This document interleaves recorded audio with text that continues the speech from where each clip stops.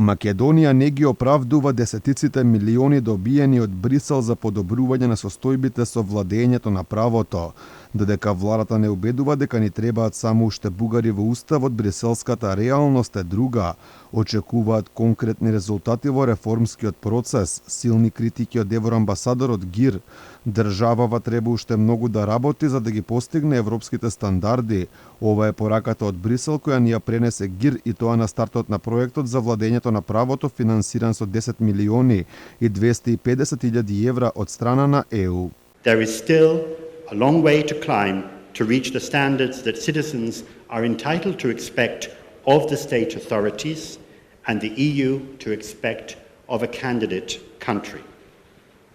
In particular, there is a need for profound change through the adoption of laws and practices in line with EU standards and critically their implementation and enforcement. Критиките од Дейвид ГИР ги слушна и лично министрите Спасовски, Тренчевски и Лога. Кривичниот законник и начинот на кој истиот е донесен со злоупотреба на европското знаменце, според европејците може да доведе до зголемување на неказнивоста во Македонија. And you will not have missed the statement from the European Commission. И секако ја немате пропуштено изјавата минатата седмица дадена од Европската комисија во однос на измените на кривичниот законник, пред се користењето на европското знаменце кои тие ја сметаат за несоодветна, бидејќи тоа е едно од прашањата за кои треба да се дискутира. И исто така ризикот кој што го идентификува комисијата, дека ваквите промени може да доведат до зголемување на неказнивоста. Со широко отворени очи од ЕУ ги следат и случувањата во судскиот совет од летово.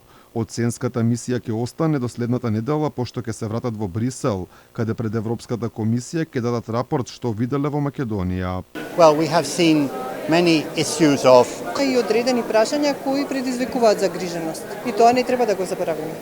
Едно од тие прашања се случувањата во тек на летото во судскиот совет, и како резултат на тие случувања ние распоредивме тука една мисија составена од колеги која што е задолжена да даде препораки за подобрување на интегритетот и професионалноста. Предходно и САД повика на борба против корупцијата и деполитизирање на судството, а исто така и тие посочија дека огромни суми на пари се вложуваат во Македонија за владењето на правото.